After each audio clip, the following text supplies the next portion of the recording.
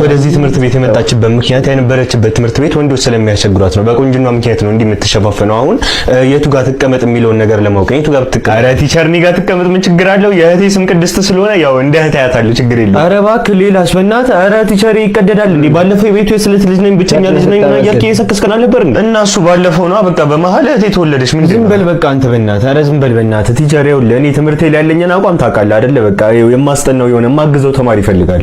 ስለዚህ በቃ እኔ ጋር ትቀመጥና ያው ልርዳት። እሺ እሳቴ። ኧረ እባክህ ኧረ ቲቸር እንዳሰማኝ በእናትህ። እንዴ ባለፈው ሲቪክስ እየተማረ ማለት ነው ኢትዮጵያን የሚመራው ፓርቲ ምንድነው ተብሎ ሲጠየቅ ቶማስ ፓርቲ ብሎ መልሶ አስተካከለ ሲባል ዴ ፓርቲ ያለ ልጅ ነው የማይረባ። ቆይ እንዴ ሰዎች ሆልድ ኦን። ምንድነው ለአንድ ሴት እንደዚህ ነው? ለምን ሲግማ ትሆኑ? ምንድነው ለአንድ ሴት? ቲቸር አንድ ነገር ልንገር አይደለ? ገደል ትግባ አንፈልጋትም። እንደውም ልንገር አይደል? አስወጣ ከዚህ ክላስ። ምን አይነቶቹ ናቸው? እሺ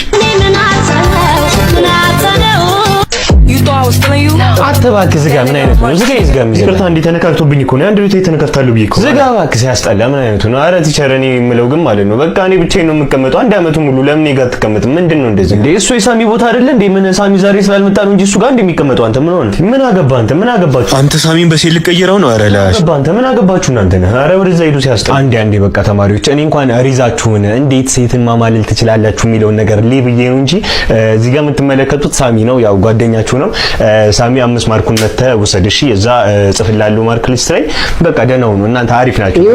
በርቱ። ኮርማዎች ይመቻችሁ። ቲቸሩ ግን የተመታ ነው የምር